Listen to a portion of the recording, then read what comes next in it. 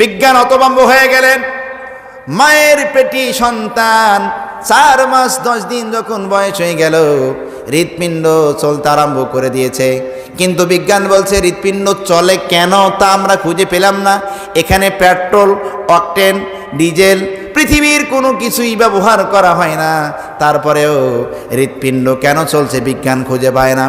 আল্লাহ পাক রব্বুল আলামিন বলছেন পৃথিবীর কিয়ামত পর্যন্ত তাম পৃথিবীর বিজ্ঞানী তা খুঁজে পাবে না, কিন্তু 1500 বছর আগে আল্লাহ আমার রাসূলকে জানিয়ে দিয়েছেন, ওয়ায়াসআলুনাকা আনির রূহু কুলির রূহু মিন আমরি রাব্বি। আল্লাহ পাক রব্বুল আলামিন বলছেন নবীজি, পৃথিবীর মানুষেরা আপনাকে প্রশ্ন করে রূহ সম্পর্কে, হৃৎপিণ্ড সম্পর্কে। ও নবীজি, তাদের প্রশ্নের জবাবে আপনি বলে দেন এই হৃৎপিণ্ড একজনের নির্দেশে চলাফেরা করছে, আওয়াজ দিয়ে বলুন তো তিনি কে? বিজ্ঞানীরা আজ হতভম্ব হয়েছে। বিজ্ঞান বলছে সন্তান যখন মায়ের পেটে এসে যায় 4 মাস 10 দিন বয়সেই তার হৃৎপিণ্ড চলতে আরম্ভ করে দেয়। সিস্টল এবং ডায়াস্টল, সংকোচন এবং সম্প্রসারণ। 1 মিনিটে 60 সেকেন্ডে 1 মিনিট, আর 1 মিনিটে 72 বার এই হৃৎপিণ্ড সিস্টল ডায়াস্টল মানুষের শরীরের সমস্ত রক্তগুলি হৃৎপিণ্ড ফুসফুসে নিয়ে যায়। সেখানে নিয়ে যাওয়ার পরে অক্সিজেন মিশ্রিত করে শরীরের সব জায়গায় ছড়িয়ে দিচ্ছে। 1 মিনিটে কতবার? এর কথা বলেন কতবার? 72 বার। বিজ্ঞান বলছে হৃৎপিণ্ড চলছে আমরা দেখতে পাচ্ছি, কিন্তু কেন চলছে আজ বিজ্ঞান তা খুঁজে পায়। কিন্তু কোরআনুল কারিমে আল্লাহ পাক রব্বুল আলামিন তিনি বলছেন হৃৎপিণ্ড কেন চলে বিজ্ঞান তা খুঁজে পায় না, কিয়ামত পর্যন্ত পাবেও না, কিন্তু আমি আল্লাহ 1500 বছর আগে বলে দিয়েছি। এই জন্য ভাইয়েরা, আধুনিক বিজ্ঞান বলেন, সাহিত্যের কিতাব বলেন, ইতিহাসের কিতাব বলেন, সংবিধানের কিতাব বলেন, কোরআনের চাইতে দামি কিতাব পৃথিবীতে আর কোনো কিতাব হইতে পারে? আমেরিকার বিজ্ঞানী নীল আর্মস্ট্রং আজ থেকে কয়েক শতাব্দী আগে তিনি দেখলেন পৃথিবী যেভাবে জনসংখ্যা বৃদ্ধি পাচ্ছে, এভাবে যে জনসংখ্যা বৃদ্ধি হয়ে যায় মানুষের বসবাস পৃথিবীতে হবে না। তিনি চিন্তা ভাবনা করলেন চাঁদের দেশে কোনোভাবে বাসা বাঁধা যায় কি যায় না। তিনি সর্বপ্রথম অ্যাপোলো একটি যানবাহনে জীবিত একটি কুকুরকে বেঁধে দিলেন, রিমোট কন্ট্রোলের মাধ্যমে রকেটটি পাঠালেন চাঁদের জগতে। অক্সিজেন আছে কিনা এটা পরীক্ষা করার জন্য। যখন এই অ্যাপোলো ঘুরে আসলো, তিনি দেখলেন কুকুরটি মারা গেছে। তার মানে সে বুঝলো সেখানে অক্সিজেনের কোনো ব্যবস্থা নেই। পরবর্তী সময়ে পর্যাপ্ত পরিমাণ অক্সিজেন নিয়ে সে অ্যাপোলো যানবাহন নিয়ে তিনি চলে গেলেন চাঁদের দেশে। সেখানে গিয়ে চাঁদের দেশে নেমেছিলেন এবং চাঁদের দেশ থেকে ফিরে এসে পৃথিবীর মানুষকে 3টি রিপোর্ট দিয়েছিলেন। কয়টি বলেন? 3টি রিপোর্ট। প্রথম নাম্বার, নীল আর্মস্ট্রং বলছে আমি চাঁদের দেশে গিয়ে দেখতে পেলাম সেখানে অক্সিজেন বলতে কিছু নেই, সেখানে বাড়ি ঘর বাঁধা সম্ভব হবে। নাম্বার 2, আমি সেখানকার বালি পাথর যেগুলো আছে এইগুলো নিয়ে গবেষণা করে দেখলাম সেখানে উর্বরতা ক্ষমতা নেই, সেখানে ফসল ফলাদি ধান, আম, গম, ভুট্টা এইগুলো হবে না। নাম্বার 3, নীল আর্মস্ট্রং বলছেন আমি চাঁদকে খুব কাছ থেকে দেখলাম, মাঝখানে একটি দাগ দেখতে পেয়েছি। আমার মনে হচ্ছে আজ থেকে 1-1500 বছর আগে কোনো এক সময় এই চাঁদটি দ্বিখণ্ডিত হয়ে গেছিল। আওয়াজ দিয়ে বলেন আল্লাহু আকবার। প্রিয় ভাইয়েরা, নীল আর্মস্ট্রং 1500 বছর এসে মানুষকে কথা বললেন, কিন্তু আল্লাহ তাআলা 1500 বছর আগেই তিনি বলেছেন ইকতারাবাতিস সাআহ ওয়ানশাক্কাল কামার, চাঁদ দ্বিখণ্ডিত হয়েছে আর কিয়ামত নিকটবর্তী হয়ে গেছে। আমার ভাইয়েরা, আমার নবীজি পৃথিবীর জমিনে এসে যখন তিনি নবুয়ত প্রাপ্ত হলেন, আবু জেহেল রাসূলের কাছে যায়, গিয়ে বলে মুহাম্মদ বলুন সাল্লাল্লাহু আলাইহি ওয়াসাল্লাম, মক্কার এত ধনী মানুষ থাকার পরে আল্লাহ তাআলা তোমাকে কেন নবুয়ত দিল? তুমি কি আল্লাহর সত্য নবী নাকি? আল্লাহর হাবিব ডেকে বলেন চাচাজি, আল্লাহ পাক রব্বুল আলামিন আমাকে নবুয়ত দিয়েছেন, আমি আল্লাহর সত্য নবী কেমন করে বিশ্বাস করব? আরে আব্দুল্লাহর পোলা, মক্কার জমিনে দাঁড়াইয়া তুমি যদি আসমানের চাঁদটাকে দ্বিখণ্ডিত করে দেখাইতে পারো, তাহলে আমি বুঝবো তুমি আল্লাহর নবী, তোমার হাতে আমি কালেমা পড়ে মুসলমান হয়ে যাব। আল্লাহর নবীজি সঙ্গে সঙ্গে সিজদায় পড়ে গেলেন। আল্লাহ পাক রব্বুল আলামিন পৃথিবীর জমিনে আপনি আমাকে নবী বানিয়েছেন গো আল্লাহ, এখন আবু জেহেল বলছে, মক্কার জমিনে দাঁড়াইয়া আসমানের চাঁদ কি দ্বিখণ্ডিত করে দেওয়ার জন্য আপনি বলেন এটা আমার পক্ষে কি সম্ভব হবে নাকি? আর তুমি যদি আমাকে হুকুম দাও, অনুমতি দাও, সাহায্য করো, আমি পারবো। আল্লাহ পাক রব্বুল আলামিন ডেকে বলছেন, জিবরিল জলদি করে মক্কা নগরীতে যা, আমার নবীজির চোখের পানি মুছে ফেলতে বল। মক্কার জমিনে সাদাত আঙ্গুল উঁচু করে ইশারা করতে বল, আমি আল্লাহ তাআলা চাঁদকে দ্বিখণ্ডিত করে দিব। আল্লাহু আকবার। আমার নবীজি তিনি আবু কুবাইস পাহাড়ে দাঁড়িয়ে এভাবে শাহাদাত আঙ্গুল দিয়ে ইশারা করলেন।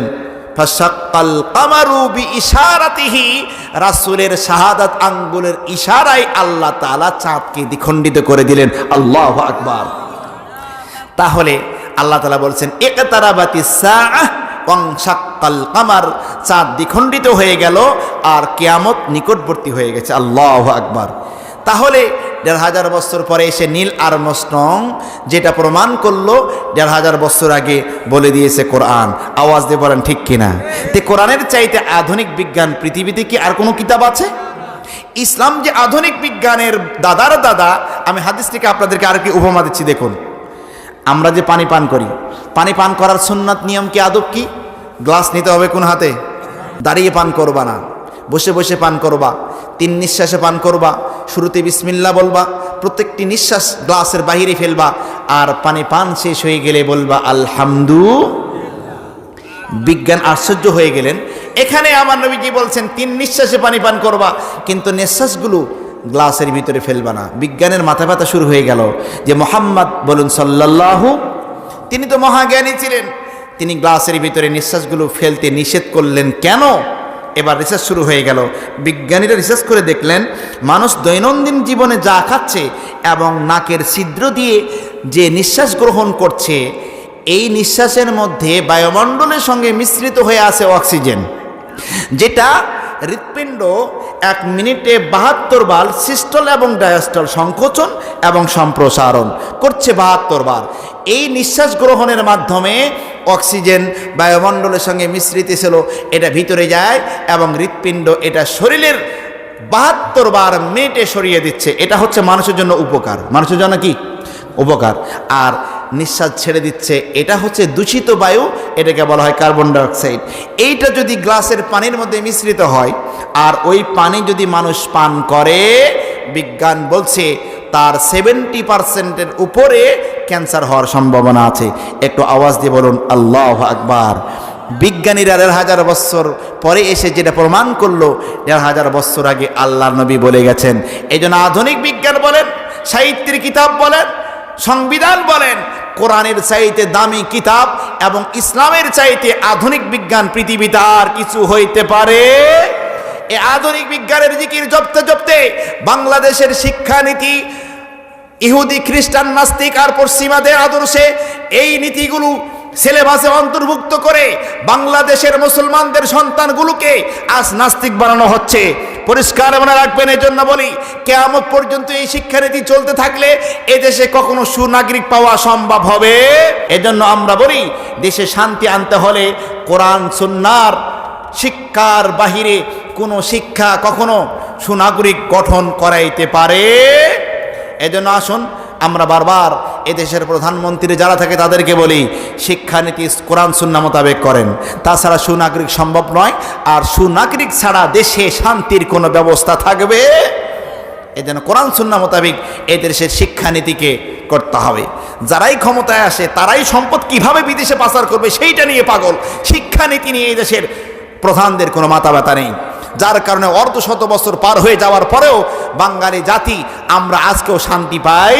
রাস্তাঘাট 1 বছর পরে এমন মোবাইল দেয়, পিস উঠে মোবাইল উঠে চলে যায়, খটমটা হয়ে যায়, কোমরের হাড় ভেঙে যায়। আওয়াজ দিয়ে বলেন ঠিক কিনা? আল্লাহ আমাদের দেশকে হেফাজত করুন, বলুন আমিন। তো শান্তি কোথায়? ইসলামের ভিতরে। মুক্তি কোথায়? ইসলামের ভিতরে। কোরআন ছাড়া মুক্তির কোনো পথ দেখাইতে পারে? তো বিজ্ঞান বলছে 4 মাস 10 দিন যখন সন্তানের বয়স, তখন এই হৃৎপিণ্ড, মনে আছে তো না ভুলে গেছেন? 4 মাস 10 দিন যখন বয়স হয়ে যায় তখন সিস্টল এবং ডায়াস্টল, সংকোচন সম্প্রসারণ। আমার ভাইয়েরা, আল্লাহ বলছেন কুলির রূহু মিন আমরি রব্বি, নবীজি আপনি তাদেরকে বলে দেন এই হৃৎপিণ্ড আল্লাহ তাআলার হুকুমে পরিচালিত হচ্ছে। 1 মিনিটে সিস্টল ডায়াস্টল 72 বার সংকোচন এবং সম্প্রসারণ হচ্ছে। আওয়াজ দিয়ে বলুন আল্লাহু আকবার। আল্লাহ তাআলা যতদিন চাইবেন এই হৃৎপিণ্ড বন্ধ করার মতন ক্ষমতা পৃথিবীর কারো আছে নাকি? আখরুজু মিন বাইনি সুলবি ওয়াত তারাইব, মেলামেশার পরে এক ফোঁটা বীর্য মায়ের অভাবে যখন যায়, আল্লাহর ফেরেশতারা এইগুলোকে জমা করে রাখে এবং বারবার আল্লাহকে প্রশ্ন করে, আল্লাহ এইটাকে রাখবো না বের করে দিব? সুবহানাল্লাহ বলবেন না? আল্লাহ যদি বলে রাখো রাখে, আল্লাহ যদি বলে রাখার দরকার নাই, তখন ফেরেশতারা এইগুলো বের করে দেয়। আমরা পড়ি গর্ভপাত। গর্ভপাত বলতে কিছুই নেই। যে সন্তান মায়ের পেটে থাকে সেটাও আল্লাহর হুকুমে, যে সন্তান মায়ের পেট থেকে বের হয়ে যায় সেটাও আল্লাহর হুকুমে। তাই আল্লাহ বলছেন কুলির রূহু মিন আমরি রব্বি, এই হৃৎপিণ্ড চলছে কার হুকুমে? আওয়াজ দিয়ে বলেন কার হুকুমে? সুতরাং এই হৃৎপিণ্ড যদি কারো পবিত্র হয়ে যায় ওই মানুষটা পবিত্র হবে, হৃৎপিণ্ড যদি খারাপ হয়ে যায় ওই মানুষটি খারাপ হয়ে যাবে। আমার ভাইয়েরা, এই জন্য আল্লাহ পাক রব্বুল আলামিন বলেছেন কদ আফলাহা মান তাযাক্কা আই তাহহারা কলবাহু মিনাশ শিরকি ওয়াল কুফরি ওয়াদ দানাস। ঈমান আনার পরে তোমার হৃৎপিণ্ড যদি তুমি শিরক, কুফর এবং বাতিল আকীদা থেকে পবিত্র করতে পারো, আল্লাহ পাক রব্বুল আলামিন বলছেন সে পবিত্র হয়ে গেল। কোনো ঈমানদার কখনো অপবিত্র হয় না। ঈমানদার কখনো কি হয় না? অপবিত্র হয় না। ঈমান যারা আছে সে পবিত্র, জীবিত অবস্থায়ও পবিত্র, মৃত্যুবরণ করাও পরেও। এটাকে আমি বানায় বললাম? বুখারী শরীফ প্রথম খণ্ড কিতাবুল ঈমান, রাসূল সাল্লাল্লাহু আলাইহি সাল্লাম বলেছেন ইন্নাল মুমিনা লা ইয়ানজুস হাইয়ান ওয়ালা মাইয়িতান, আমার ঈমানদার উম্মাহ জীবিত থাকায় অবস্থাও সে পবিত্র, মৃত্যুর পরেও তার লাশটা পবিত্র। আওয়াজ দিয়ে বলেন আল্লাহু আকবার। স্ত্রীর সঙ্গে ফিজিক্যালি রিলেশন হলে যদি মানুষ নাপাক হয়, তাহলে আল্লাহ তাআলা বিয়ে শাদী দিয়েছেন মানুষকে কি নাপাক বানানোর জন্য? মানুষ নাপাক হয় না। তাহলে হয় কি? জুনুব। কি হয়? আম্মাল জুনুব আল্লাযী ওয়াজাবা আলাইহিল গুসলু, জুনুব বলা হয় ওই সিচুয়েশন যার দ্বারা মানুষের উপর গোসল ফরজ হয়ে যায়। 4 কারণে গোসল ফরজ হয়। কয় কারণে? আল আউয়াল ইনসালুল মানি মিনাদ দাফাকি ওয়াস শাহওয়াত, উত্তেজনার সঙ্গে নারী হোক পুরুষ হোক যদি বীর্য নির্গত হয়। নাম্বার 2 ইলতিকাউল খাতানাইন, নারী এবং পুরুষের যৌনাঙ্গ যদি এক জায়গায় মিলিত হয়। আর থালিস নাম্বার 3 আল হাইস, মিন্স পিরিয়ড মেয়েদের।